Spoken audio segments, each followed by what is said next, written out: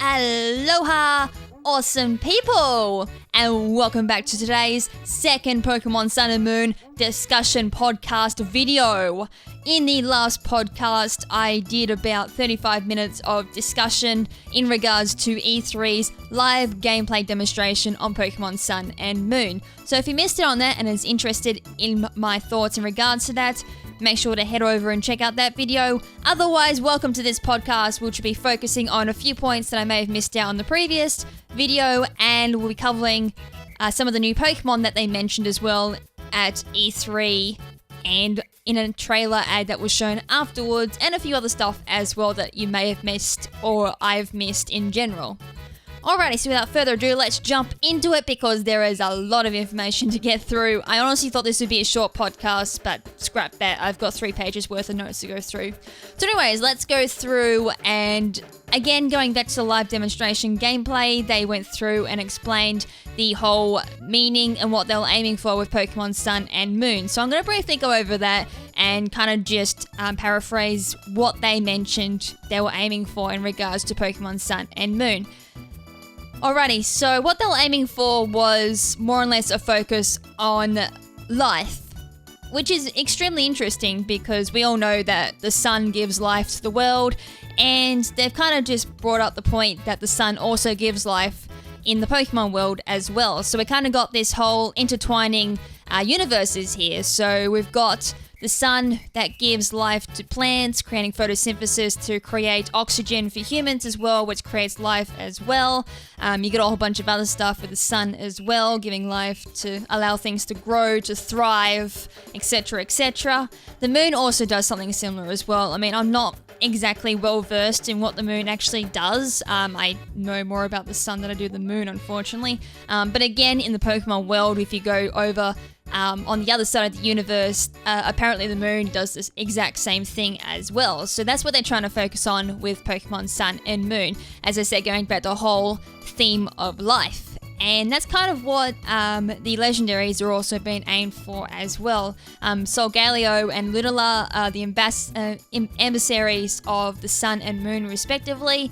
And they're also going for kind of like a brand new role that none of the legendaries have taken in previous games. So what exactly does that mean?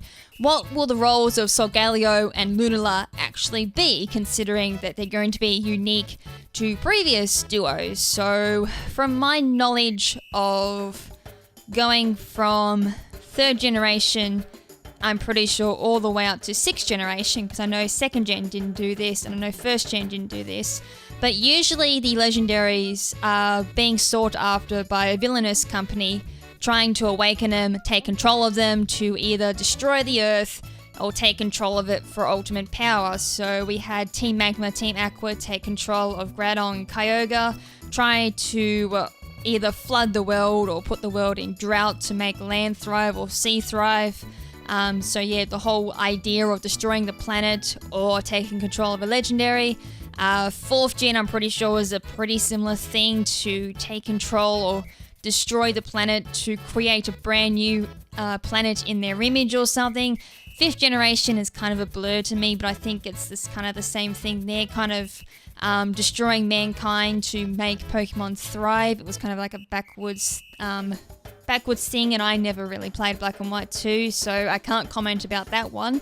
I'm pretty sure 5th gen had something very similar. And as we know, 6th generation, they were trying to utilize the power of Yveltal and Xerneas for the ultimate weapon, which came into play as well in a Mega Ruby Alpha Sapphire with Primal Groudon and Primal Kyogre.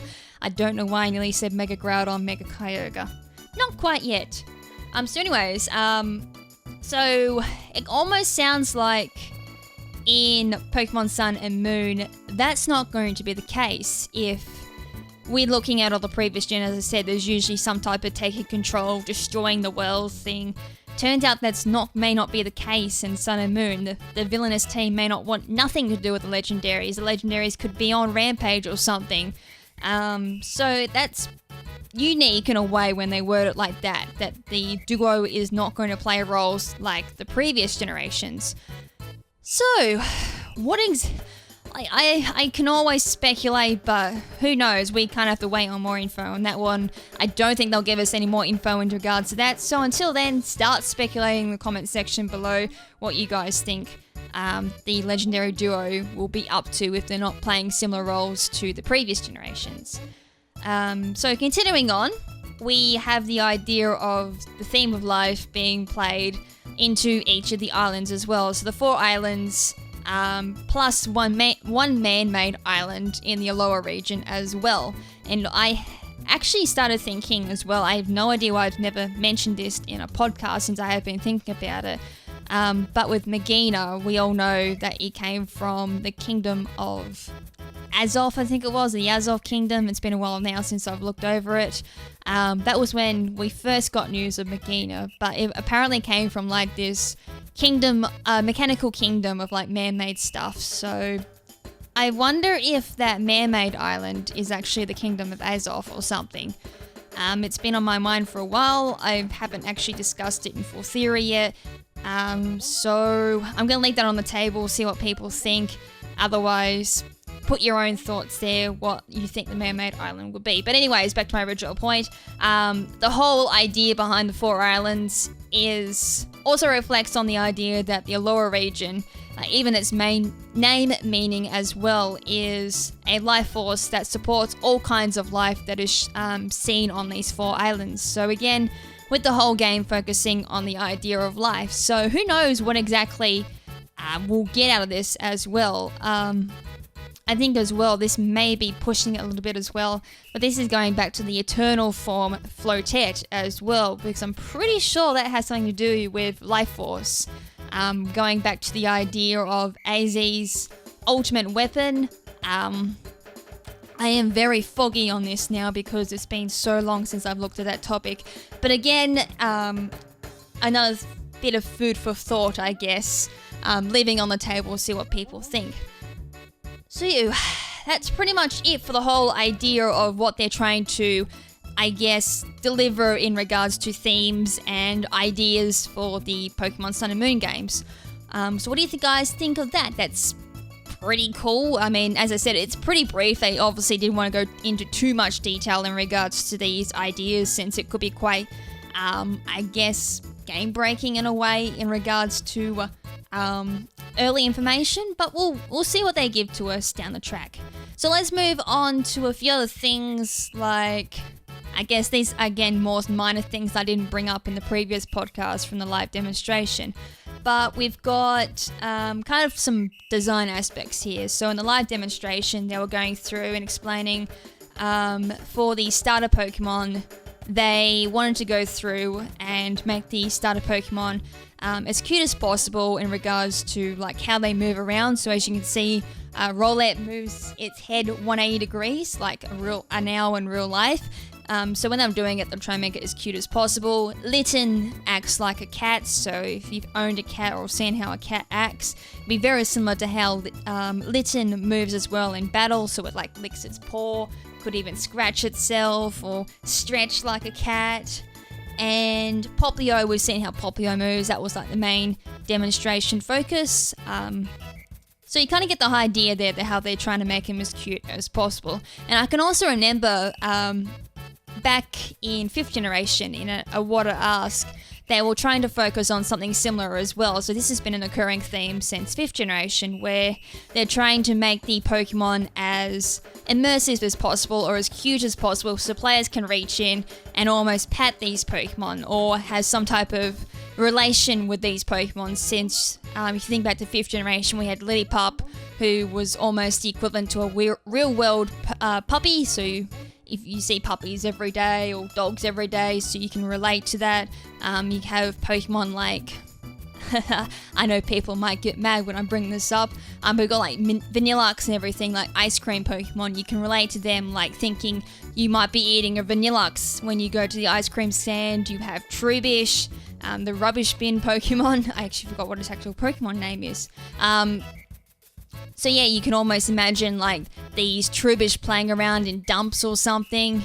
And and like all these other Pokemon that you could almost relate to in real life. So it's something similar that they're doing here as well with the starter Pokemon, making them as cute as possible and relatable as possible. I can definitely see it with Litten, maybe not so much with Rowlet and Poplio, since owls or sea lions may not be something you see every day. I mean, I think I've only seen one owl, and that's only in a zoo. May have seen one sea lion, but again, that's in like an animal sanctuary. But still, with the whole idea of being cute, it really does make it quite tempting to kind of reach in and pet those Pokemon for that type of player immersion, which, as I said, I do applaud them on that. They've done a really good job. Also on that as well, they've tried to make them as universally understood, so it doesn't matter what type of player you are, veteran, hardcore, someone who's first picked up the game, they should be able to recognize as well that the Pokemon is a grass type Pokemon, just purely based on like color schemes. So when you look at Rowlet, you can definitely tell straight off the bat that it's going to be a grass type Pokemon because it's got that like leaves on it and it's got green on it, similar to like how Poplio you can recognize will be a water type Pokemon because it's blue, and for Litten you should be able to recognize it's a fire type Pokemon because it's got the red color scheme in it too. So that's something they're trying to work with, I'm assuming, with not just the starter Pokemon but with a lot of other Pokemon in general. So you can tell with Iwonko, the puppy Pokemon, as well, you can probably tell that it could have been a normal type Pokemon or even a rock type Pokemon because it's got the brown color scheme, it's got some rocks around its neck. Unfortunately though, they didn't quite express that as well as I'd hoped, because I actually didn't see the rocks around its neck when I first looked at it, but I guess that was kind of a don't spoil moment. But looking at it when you've actually seen it now, you can see the rocks around its neck, confirming that it's a rock type Pokemon. But without that information, you could probably speculate that it's a normal type Pokemon. So I guess in some places it doesn't quite translate as well as they'd hope. As well as that, we've got the protagonist as well. Their design is kind of based on their scenery as well, so you can probably tell their clothing is quite light, kind of similar to how we saw in Omega Ruby and Alpha Sapphire. In Omega Ruby, Alpha Sapphire, they I guess kind of like more coastal stuff, like they did have swimsuits underneath because there was a lot of water. 7.8 too much water, had to throw that in there, sorry. So anyways, like the design for the protagonist, they're wearing light clothing because of the tropical warm area. I really wish I had that at this point in time. I really hate the cold weather. I hate 2-degree weather, it's freezing cold. But anyways, so as you can kind of tell, their whole, even reflecting on how the Pokemon can blend in with the scenery as well, with the whole tropical area and everything, which is really cool. So, another thing I forgot to mention in the first podcast as well was a few other things as well. We've already had something similar already in X and Y and Oris, but I'll bring it up again anyway.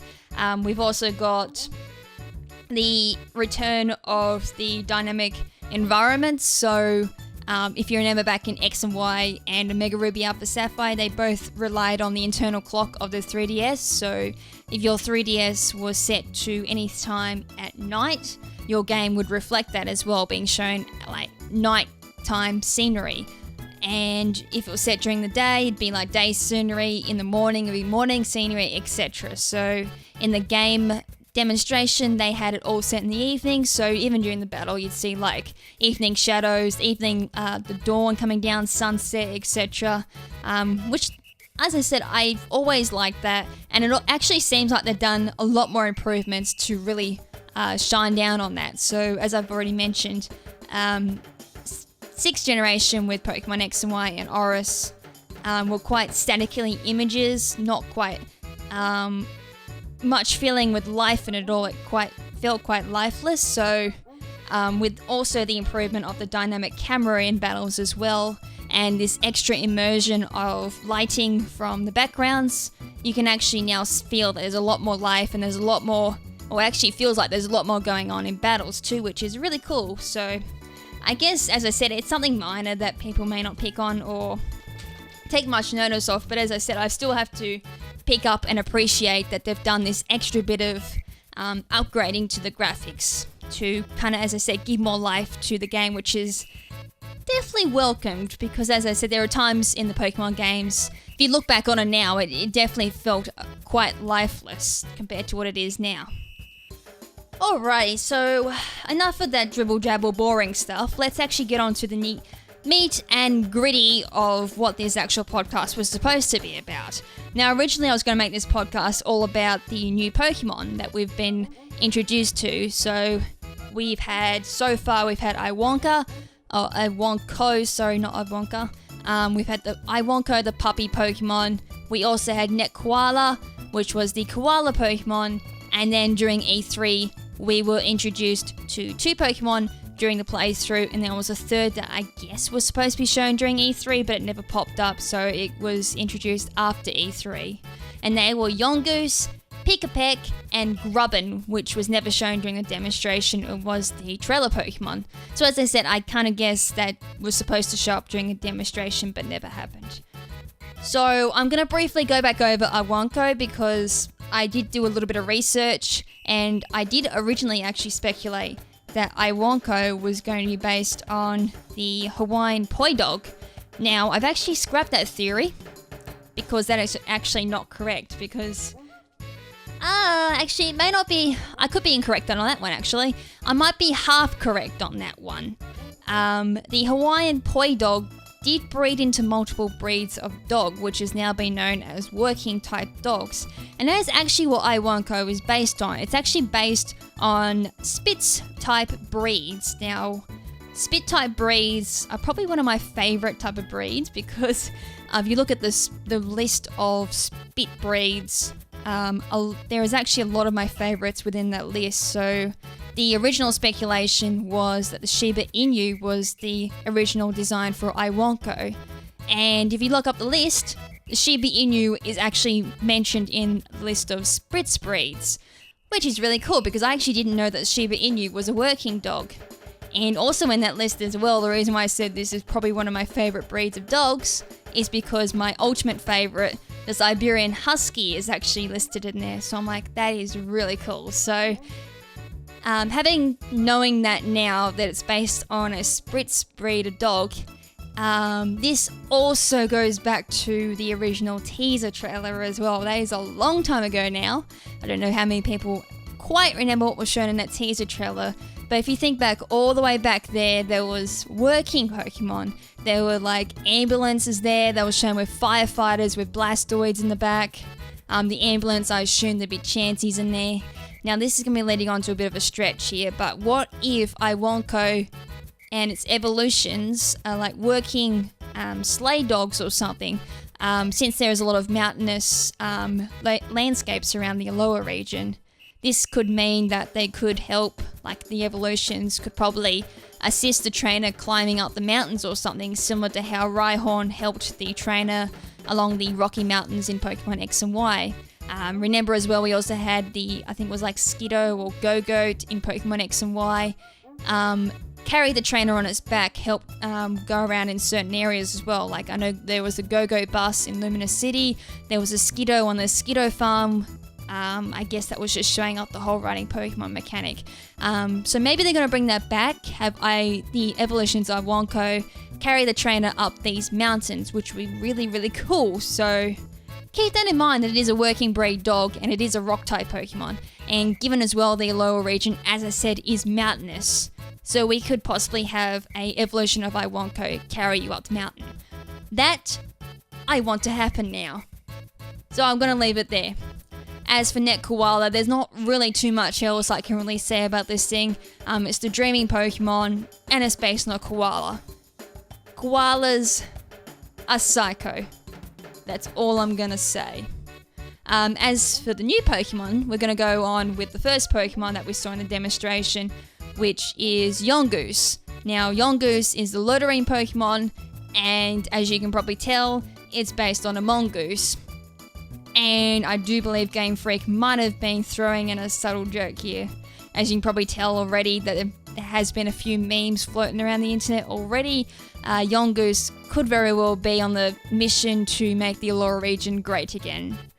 Yes, I had to throw that lame joke in. Oh my goodness, why did I say that? But anyways, Yongoose is always hungry, and therefore it's always looking for food. However, when Yongoose does get hungry, it also gets angry. In other words, this thing is always angry because it's always hungry. Poor thing, I know how that feels. I hate being hungry. Anyways, it's a normal type Pokemon with the abilities Stakeout and Strongjaw. Now we all know what Strongjaw does. It powers up crunchy moves.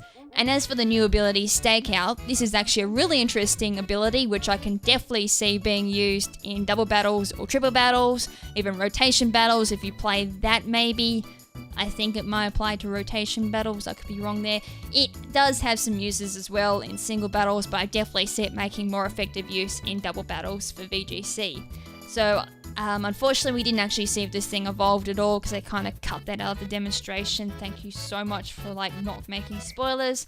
But anyway, Stakeout ability makes the damage twice as much as normal if the opponent Pokemon switches in or enters the field mid-battle. So this makes use with Roar, Whirlwind, or even Dragon Tail. Or we can force a switch, and that would also power up moves as well. Now this will work really well if Yongoose actually learns Pursuit, so if you can predict the opponent swapping out, you can also launch a Pursuit, get the bonus damage on that, plus the extra bonus from the Stakeout ability as well, which will make some pretty interesting combos with this particular Pokemon. So I definitely am looking forward to seeing what type of combos people can pull off with this Pokemon, especially if it does evolve and gets better stats. Probably will get quite a lot of attack considering it's always angry. I don't know, I just see it as quite a attack heavy Pokemon with a bit of speed as well, if it's anything like Zangoose. So pretty much that's all I can really say about Yongoose for now. As I said, there wasn't E-evolution shown for it anything, and we didn't really see it attack very much. We just kind of saw it in battle and we just moved on. Now let's move on to the second Pokemon that we saw in the demonstration, which was Pikipek. Now this one is the Woodpecker Pokemon, and it's going to be a normal flying type with the abilities Keen Eye or Skill Link.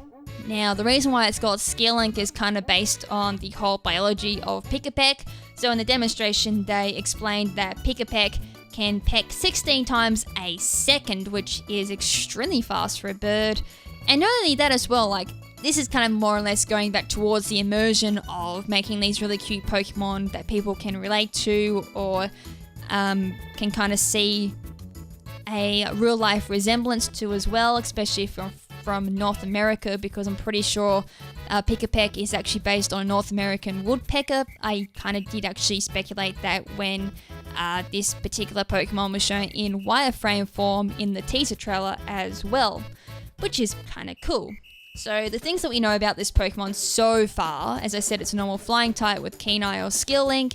It is also has 2 evolutions as well. So this is the first stage evolution, it has a middle stage evolution, and it also has a final stage evolution. I'm kind of really glad it's not another Talonflame because I can't stand having another Talonflame. So I'm kind of hoping that whole Talonflame thing is kind of unique to that.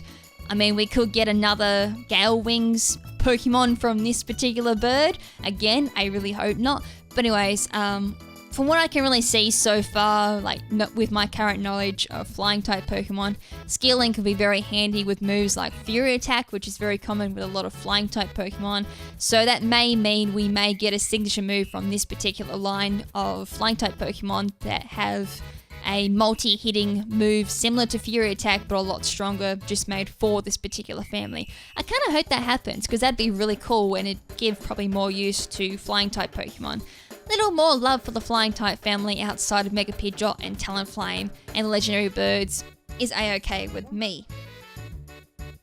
And then there was one other Pokemon, and as I said, I'm pretty sure this was supposed to pop up during the E3 demonstration, but it never happened, and that was Grubbing, the larvae Pokemon. So, judging from its design and from its name, you can definitely tell it's going to be based on a grub, and considering it's a larvae Pokemon, it's also based on a larvae beetle as well. And I'm kind of looking at this thing going, it's bug type now, but there's a good chance it may evolve into a bug ground type Pokemon. that could be a possibility.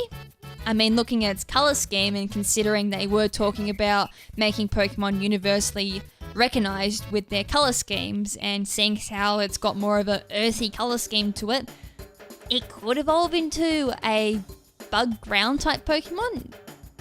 Be interesting. It'd be different to the bug poison type evolutions we've had in the past. So again, because it wasn't seen in the live demonstration, there isn't really much I can really say about this Pokemon other than its name, its type, which is Bug, and its ability, which is Swarm. And that's all we know about this particular Pokemon at this point in time, unfortunately. And with that, that's all the Pokemon that we've been shown so far.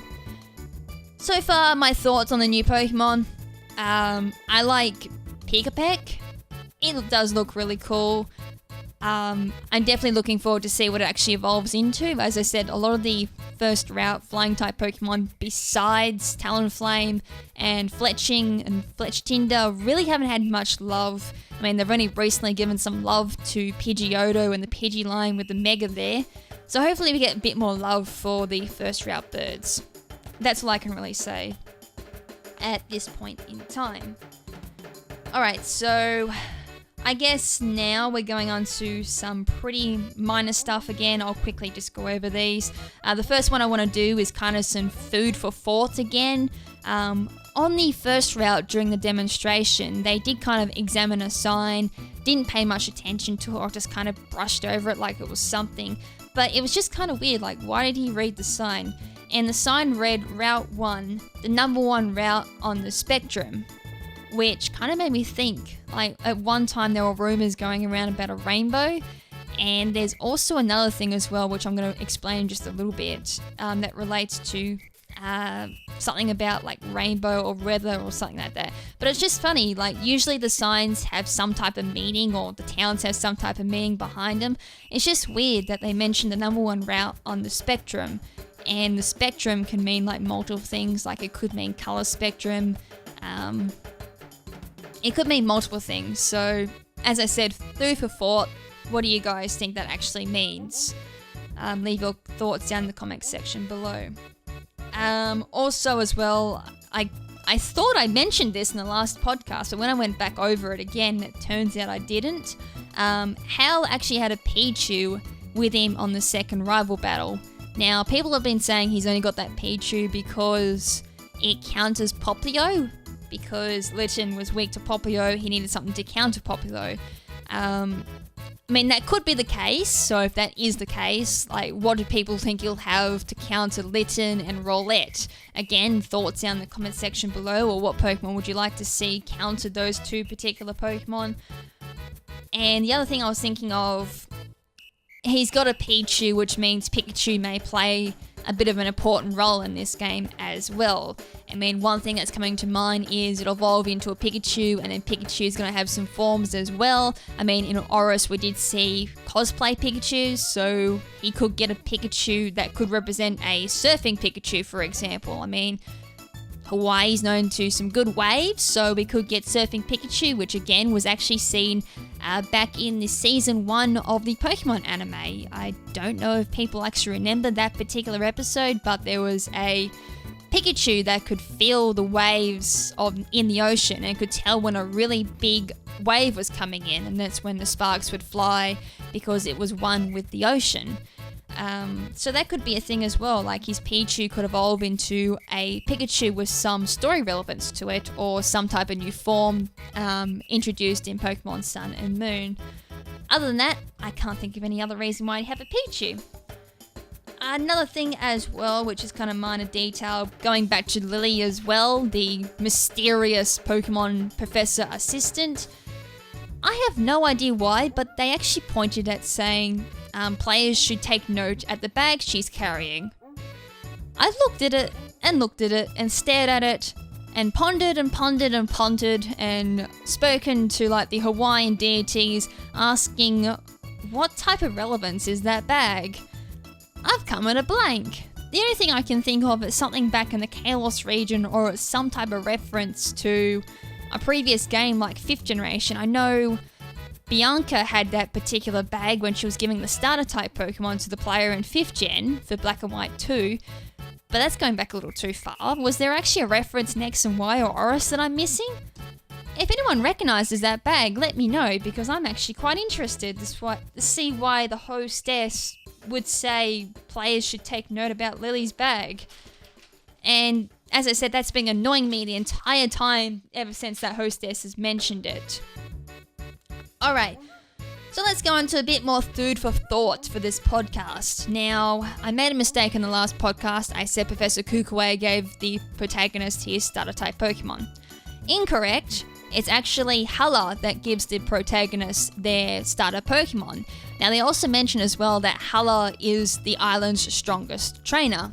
And they also mention as well that the battle they're doing at the festival, which is what the protagonist is heading to at the start of the game, is in honor of the island deity Tapu Kuku. Kukui?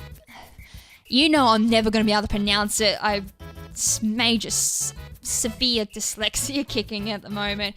So anyways, I did mention in the previous episode I was going to do some speculation theories in regards to the island deities and what exactly they could be based on or what exactly it could be referring to.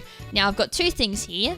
The first one is, considering that Hala is the island's strongest trainer, he could possibly be kind of like a guardian overwatching the protection of this particular deity. So if something happens, he might jump in to protect the deity, or if you are to see the deity, you have to challenge him to see if you're worthy to see the deity or fight the deity. I mean, there's a really good chance that there's going to be 4 legendary, since there is 4 islands and they're all said to have a deity protecting them. So there's a good chance, as I said, you may have to capture all 4 of those deities, which sounds quite wrong.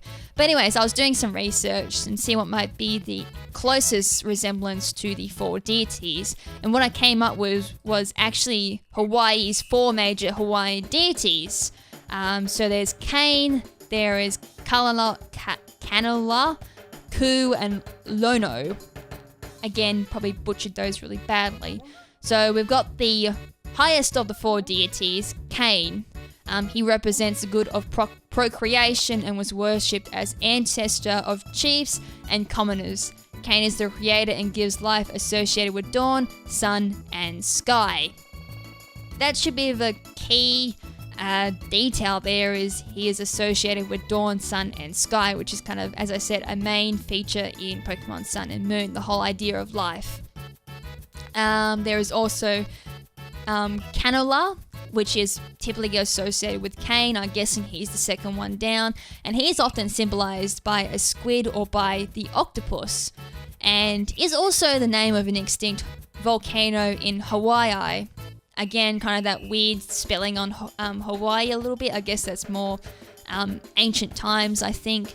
And at the same time, Canola is considered to be the god of the underworld and a teacher of magic. Kind of going back to the whole idea of back in 4th generation, we had Dialga and Palkia, who are the guardians of time and space. And then we had Giratina, who was often seen or is depicted as the Pokemon Satan in a way, or the devil, however you want to say it, the underworld, given how the reverse world acts and everything, and Giratina's Pokédex entries, etc., etc. So maybe one of the islands has this particular thing that will be, I guess, somewhat similar characteristics as Giratina. Next up we have Ku. Ku is kind of quite hard to explain because there's a bit of like extra mythologies here. Some of them date back to New Zealand mythology, with a few other bits there, because I know the Kiwis have a few there, like I can't remember the tribes at the moment. I'm completely blanking. Anyways, the Hawaiian name for Ku could actually mean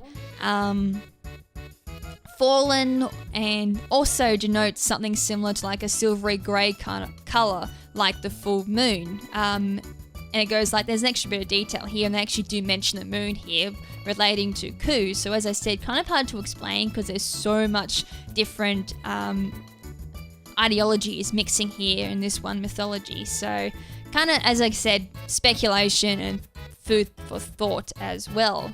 And if you want to look up these particular deities as well, all you gotta do is search up Hawaiian deities, and it should come up with all of these particular deities you can search through, and you should easily be able to find them. And the last deity is, of course, Lono. Now, Lono is associated with fertility, agriculture, rainfall, music, and peace. And the other reason I actually wanted to mention these particular deities was mainly because of Lono, because he, to keep him appeased, in his honour, there are great festivals held. And during this period, which is often through October through to February, people can't do unnecessary work, war can't break out because it's all forbidden. And there's a whole bunch of other stuff that kind of happened there, and there's like a whole thing with Captain Cook as well, apparently. There's like a lot of information people can read to and probably get more stuff out of it. And another thing as well, like you could even take this further if I'm incorrect about that one, there are other stuff in regards to like family gods, or I kind of guess household gods in a way, because the Hawaiians are quite, I guess, cultural or spiritual in a way. So they have multiple spirits that could relate to certain families. Like one family could have a turtle spirit or a turtle god. Other ones could have sharks, they could have owls, they could have octopus, they could rat, dog, lizard, dragon, etc. So usually there's like multiple legends you see in each generation. So without a doubt, we could have multiple legendaries in Sun and Moon as well.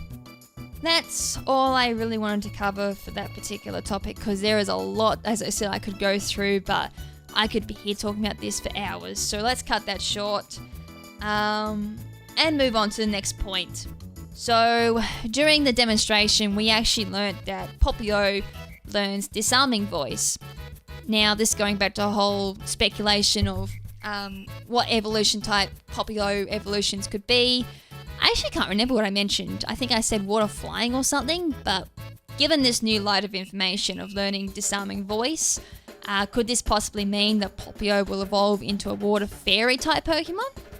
It'd be pretty interesting. I mean, we'd have another Azumarill, but as a starter type Pokemon, probably with better stats than Azumarill, considering, like, if you don't consider pure power with Azumarill. I mean, it could be interesting. I just kind of don't want to see another water fairy type Pokemon, that's all. Unless we get a few other interesting types, then yeah, I can let it pass. Also, some more minor stuff as well that I didn't cover in the last episode was during the Battle Royale segment at the end of the demonstration, we did actually see some more customization stuff. So it has been confirmed, finally, that customization has returned in all its glory, very similar to how Pokemon X and Y went. So they showed it, but they didn't explain it. So I guess that's kind of enough to say, yes, customization has returned. So, yeah, that's all I can really say. At least it's confirmed. That's, as I said, that's something good because I wanted that to return. So I can now look forward to making my character feel unique from everyone else. And from there, we're nearly at the end, thankfully. We have also, going back to Magina, now I said we had no information in regards to Soul Heart. Well, guess what? I'm kind of wish we never found out, because Soul Heart sounds really scary. So all I can say is thank God Magina is banned in VGC, because that'd be really strong. So Soul Heart is basically Moxie for special attack, but on steroids. So every time a Pokemon faints in the arena, it doesn't matter if it's opponent or the ally, Magina will always get a +1. So you can have a Pokemon use Memento or Healing Wish or any of those type of moves, or Luna Dance or something, as long as they faint, Magina gets a +1 in special attack. You can even have a Pokemon go boom with Explosion or Self-Destruct. If it takes out the other two Pokemon on the field, Magina will get a +3 in special attack. See what I mean by this is really scary? All you gotta do is make Magina go Protect, make the other Pokemon go boom, and there's a +3. Or you can just kill your ally or something and get a +1. I don't know why you want to do that. There's better strategies to do. As I said, you could use Memento or Healing Wish or something like that. So yes, it is extremely scary, and as you can probably tell, I'm pretty sure that Magina's special signature move, I think it was like Fior Cannon or something. I'm pretty sure they had an English name that I actually can't remember. I wish I actually watched that far now. I'm pretty sure that was a fairy type move because I think it was super effective against Pangoro. I could be wrong there. It could have been a steel type move. But I'm going with a gut feeling it was fairy type move. So yes, look out for Soul Heart. That's going to be scary. I think even in single battle that could be... It'd be scary but not quite as scary as in double or triple battles. I can definitely see Magina going into anything goes for Smogon doubles. Extremely scary.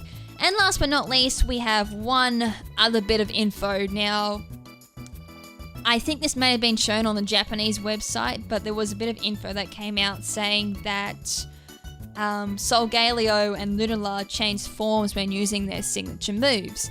Now, this also kind of goes back into my little theory about Professor Kukui and studying Pokemon moves. Now, I think I just quickly joked about... Actually, I joked about this on two multiple occasions. The first time when I was discussing Solgaleo and Lunala, I did kind of make a joke about, or a speculation, saying that the legendary Pokemon look like they may have a secondary form. And I also speculated that Professor Kukui's study in Pokemon moves or attacks might equal another mechanic. Turns out I may actually be onto something here. I was correct, however, in regards to Solgaleo and Lunala having a secondary form. Turns out when they use their signature moves, they go into another form. So Solgaleo, when it uses its move, it goes into Radiant Sun phase.